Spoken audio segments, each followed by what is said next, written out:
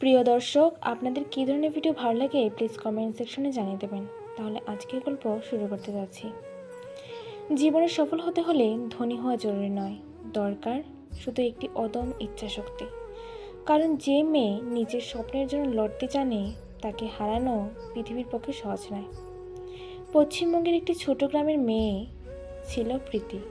বাবা একজন দিনমজুর, মা অন্যের বাড়িতে কাজ করতেন। সংসারে 3 বেলা খাবার জোগান করাই ছিল সবচেয়ে বড় লড়াই। কিন্তু দারিদ্র্য কখনো প্রীতির চোখের স্বপ্ন কেড়ে নিতে পারেনি।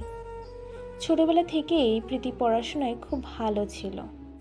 স্কুলের শিক্ষকরা বলতেন, এই মেয়েটা যদি সুযোগ পায় একদিন অনেক বড় হবে। কিন্তু গ্রামের অনেকেই বলতো, মেয়েদের তো পড়াশোনা করে কি হবে, 2 দিন পর তো বিয়েই হয়ে যাবে। এইসব কথা শুনে প্রীতি খুব কষ্ট হতো।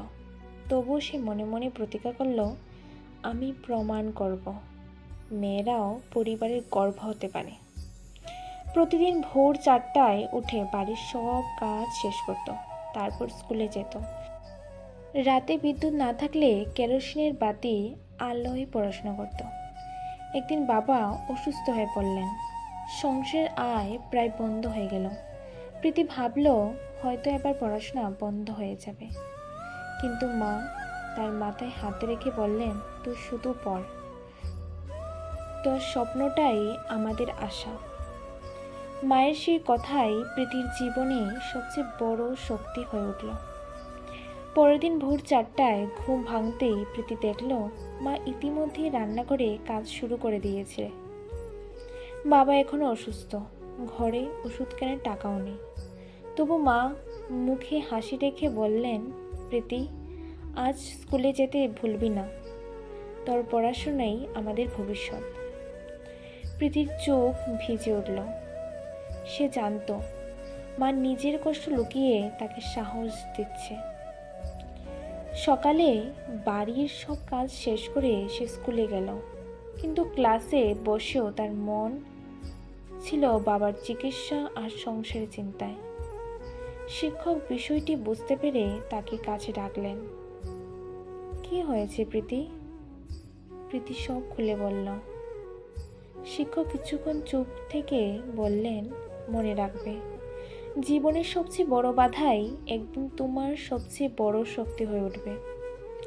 পড়াশোনা কখনো ছেড়ে দেবে না। সেই কথাগুলোই প্রীতি মনে নতুন আলো জ্বালিয়ে দিল। বাড়ি ফিরে সে পাশের গ্রামের কয়েকটি ছোট বাচ্চাকে পড়ানো শুরু করল। টিউশনের সামান্য টাকা দিয়ে বাবার ওষুধ কিনতে লাগলো। দিনে সংসারে কাজ, স্কুল, টিউশন সব সামলাতে লাগলো। রাতে গভীর রাতে পর্যন্ত পড়াশোনা করত। কখনো কখনো ক্লান্তিতে বইয়ের ওপরই ঘুমিয়ে পড়ত। কিন্তু ঘুম ভাঙতেই আবার বই খুলে বসে যেত।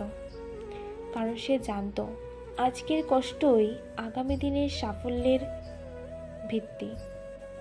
একদিন স্কুলে পরীক্ষার ফল প্রকাশ হলো। পুরো স্কুলে প্রথম হলো প্রীতি। যারা একসময় বলেছিল মেয়েদের এত পড়াশোনা করে লাভ নেই, তারাই আজ অবাক হয়ে তার দিকে তাকিয়ে রইল। প্রীতি মনে মনে বলল, এটা শুধু শুরু, আমার স্বপ্ন এখনো অনেক বড়।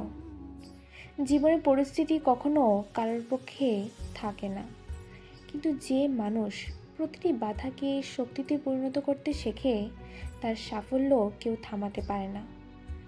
মনে রাখবে, আপনার বর্তমান অবস্থা আপনার ভবিষ্যৎ নির্ধারণ করে না, আপনার পরিশ্রমই আপনার পরিচয় তৈরি করে।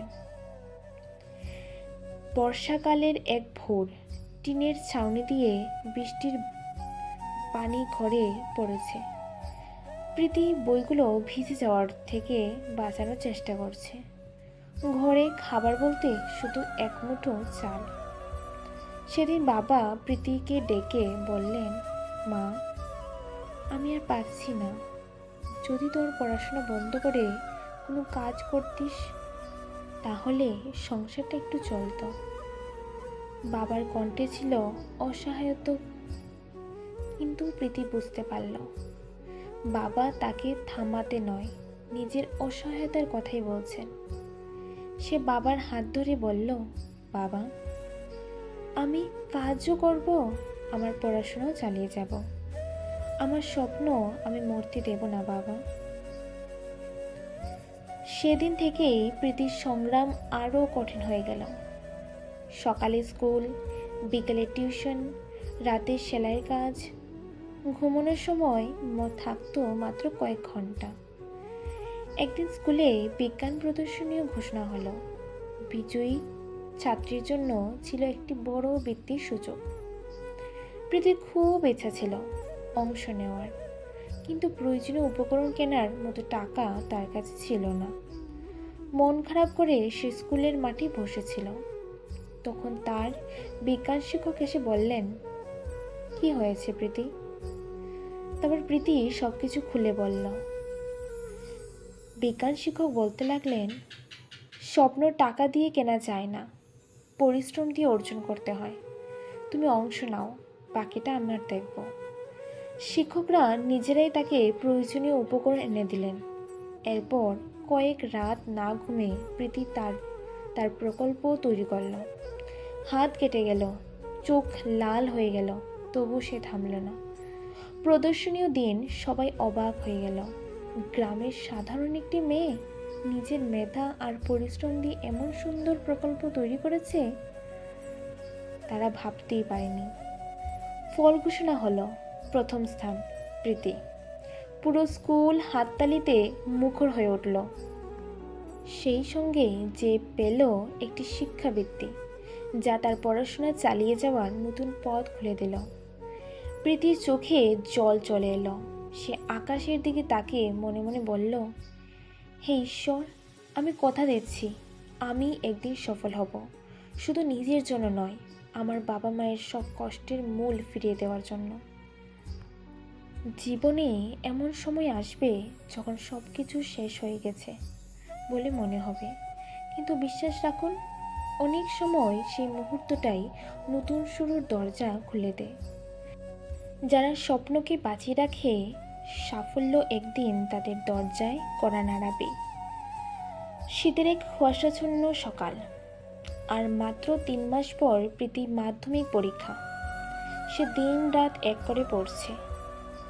তার একটাই লক্ষ্য, ভালো ফল করে বৃত্তি পাওয়া, যাতে পরিবারের উপর আর বোঝা না হতে হয়।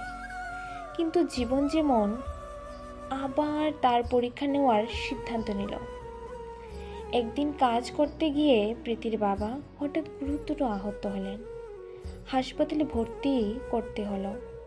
চিকিৎসক জানালেন, কয়েক মাস তিনি কোনো কাজ করতে পারবেন না। সংসার আয়ের পথ পুরোপুরি বন্ধ হয়ে গেল। হাসপাতালে করিডোরে বসে প্রীতি মায়ের চোখের জল দেখছিল। মা ধীরে বললেন, মা, মনে হয় তোর পড়াশোনা এবার বন্ধ করতে হবে, আগে সংসারটা বাঁচাতে হবে। কথাগুলো শুনে প্রীতির বুকটা কেঁপে উঠল। এত বছরের পরিশ্রম কি তবে এখানেই শেষ? সেই রাতে সে ঘুমোতে পারেনি, বই খুলে বসেছিল, কিন্তু চোখের সামনে শুধু বাবার অসহায় মুখ ভেসে উঠছিল। পরীক্ষা শেষ হয়েছে মাত্র 2 মাস হয়েছে।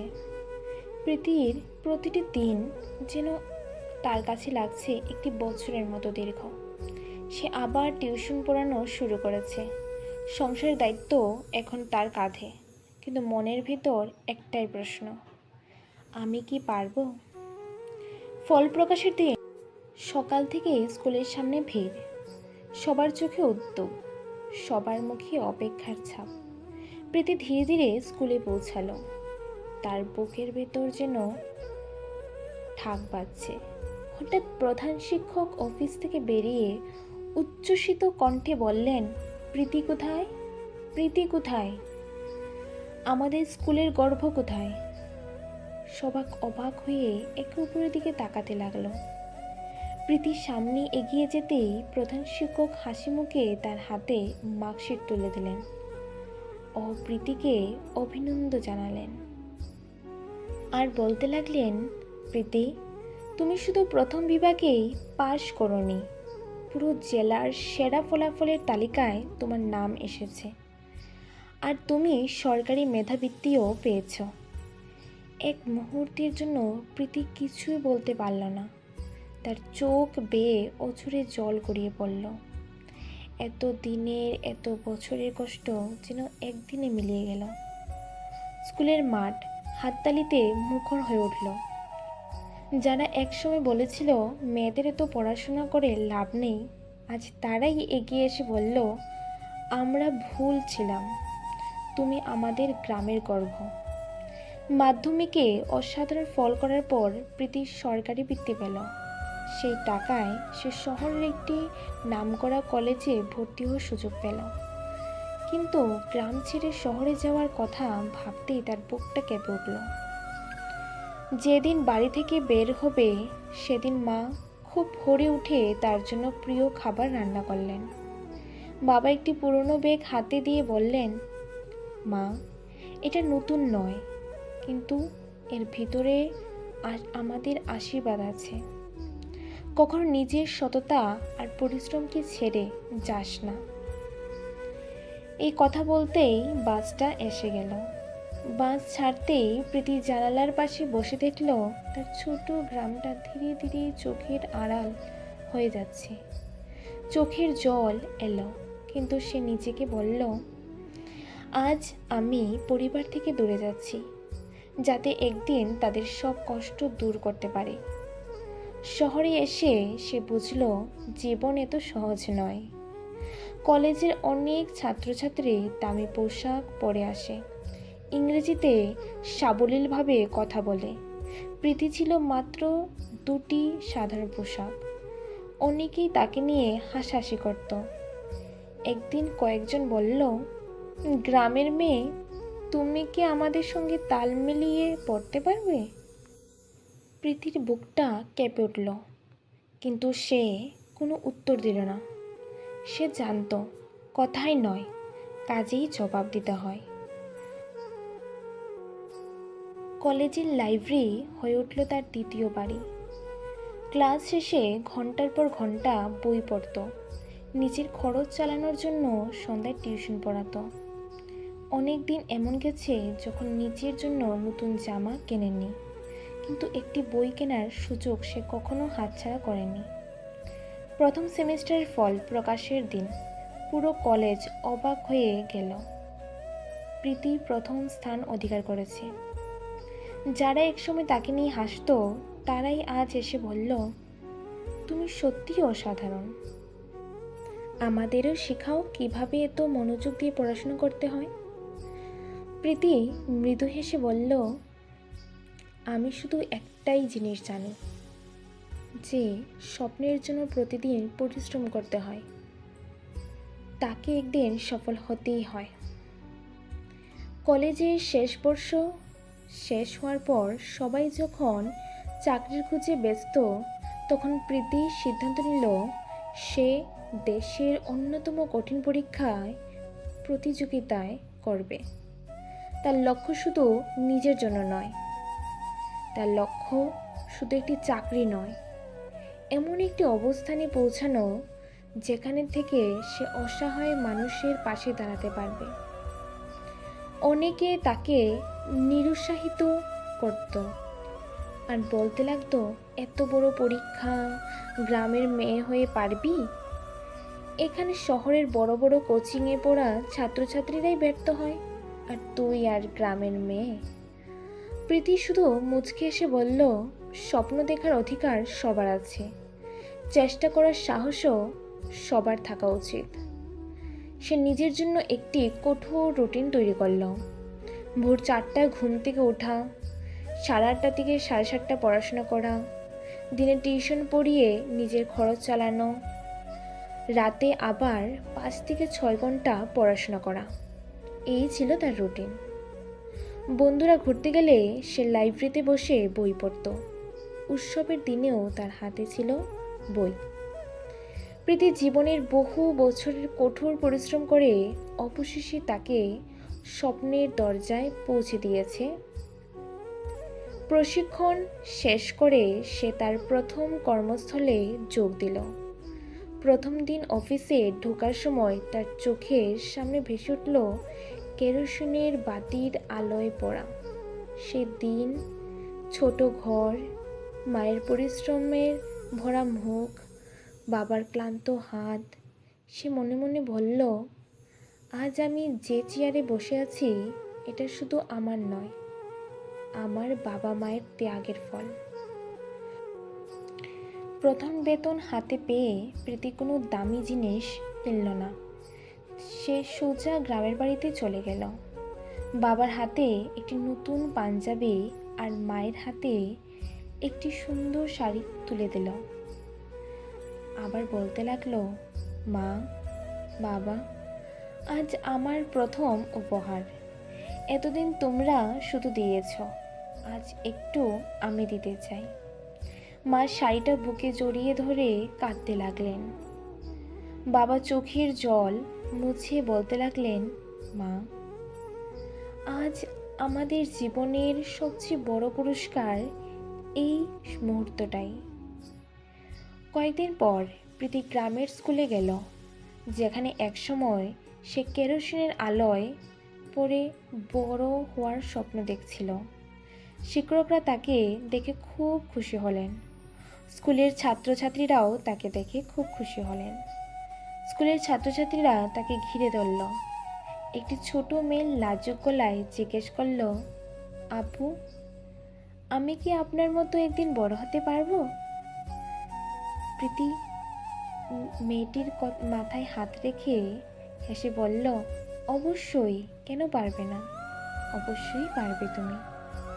মনে রাখবে, গরিব হওয়ার কোনো অপরাধ নয়, কিন্তু স্বপ্ন দেখা ছেড়ে দেওয়াই সবচেয়ে বড় হার। যেদিন প্রীতি ঘোষণা করল প্রতি বছর গ্রামের দরিদ্র কিন্তু মেধাবী ছাত্রছাত্রীদের জন্য সে একটি শিক্ষা সহায়তা তহবিল গড়ে তুলবে, যাতে অর্থের অভাবে কোনো মেয়ে বা ছেলে পড়াশোনা ছেড়ে দিতে বাধ্য না হয়, গ্রামের মানুষ হাততালি দিয়ে তাকে অভিনন্দন জানালো। আর যারা একদিন বলেছিল মেয়েদের এত পড়াশুনো করে কি হবে, একদিন তো ওর বিয়েই হয়ে যাবে, আজ তারাই নিজের সন্তানদের বলছে, প্রীতির মতো হও, স্বপ্নের জন্য লড়াই করতে শেখো। সেদিন রাত্রে নিজেদের পুরনো ঘরে বসে প্রীতি সেই কেরোসিনের বাতিটা হাতে নিল। বাতিটা আর জ্বলে না, কিন্তু সেটাই তাকে মনে করিয়ে দিল, অন্ধকার যতই গভীর হোক, একটি ছোট আলোর পথ দেখাতে পারে। 5 বছর কেটে গেছে। আজ প্রীতি শুধু একজন সফল কর্মকর্তা নয়, হাজার হাজার মেয়ে ছেলেদের অনুপ্রেরণার নাম। তার প্রতিষ্ঠিত শিক্ষা সহায়তা তহবিলের মাধ্যমে শত শত দরিদ্র ছাত্রছাত্রীর পড়াশোনা সুযোগ। একদিন তাকে পুরনো স্কুলে প্রধান অতিথি হিসেবে আমন্ত্রণ জানানো হলো। সে স্কুলে একসময় যে ছেঁড়া বেগ কাঁধে নিয়ে পড়তে আসতো, আজ সেই একই স্কুলে তার জন্য লাল গালিচা বিছানো হয়েছে। স্কুলের মাঠে হাজার হাজার ছাত্রছাত্রী, শিক্ষক এবং গ্রামের মানুষ উপস্থিতি। প্রীতি মঞ্চে উঠে কিছুক্ষণ নীরব রইল, তারপর ধীরে ধীরে বলতে শুরু করলো, আজ আমাকে দেখে হয়তো আপনাদের মনে হচ্ছে আমার জীবন খুব সহজ ছিল, কিন্তু বিশ্বাস করুন, এই সাফল্যের পিছনে আছে অসংখ্য ক্ষুধার্ত দিন, নিঘুম রাত, অপমান, চোখের জল আর অগণিত ব্যর্থতা। পুরো মাঠ নিস্তব্ধ। সে আবার বলল, আমি কোনোদিন ধনী ছিলাম না, আমার কাছে দামি বই ছিল না, দামি কোচিং ছিল না, কিন্তু আমার কাছে ছিল একটি জিনিস, তা হলো হাল না ছাড়ার সাহস। আর সেই সাহসী আজ আমাকে এখানে দাঁড় করিয়েছে। সামনের সারিতে বসে থাকা মা বাবার চোখ পিছিয়ে উঠল। প্রীতি মঞ্চ থেকে নেমে সবার সামনে বাবা মায়ের পায়ে হাত দিয়ে প্রণাম করলেন। সে বলল, আমার জীবনের প্রথম শিক্ষক আমার মা, আর আমার বাবা প্রথম নায়ক। আজ আমি যা হয়েছি তাদের ত্যাগ ছাড়া কখনো সম্ভব হতো না। পুরো মাঠ হাততালিতে মুখর হয়ে উঠল। প্রিয় দর্শক, জীবনে আপনার পরিস্থিতি যতই কঠিন হোক, কখনো নিজের স্বপ্নকে ছোট করে দেখবেন না। সফল মানুষের গল্প পড়ে অনুপ্রাণিত হওয়ার ভালো, কিন্তু তার থেকেও বড় কথা হলো নিজের গল্পটা এমনভাবে লিখুন যেন একদিন অন্যরা আপনার গল্প পড়ে সাহস পায়, অনুপ্রেরণা পায়। মনে রাখবেন, সাফল্য একদিনে আসে না। প্রতিদিনের ছোট ছোট পরিশ্রম, ত্যাগ, ধৈর্য এবং নিজের উপর বিশ্বাসই একদিন আপনাকে সেই জায়গায় পৌঁছে দেবে যেখানে অসম্ভব সেখানেও সম্ভব হয়ে যায়। প্রিয় দর্শক, আমার ভিডিও যদি ভালো লাগে প্লিজ লাইক, কমেন্ট, শেয়ার করে দেবেন। ধন্যবাদ।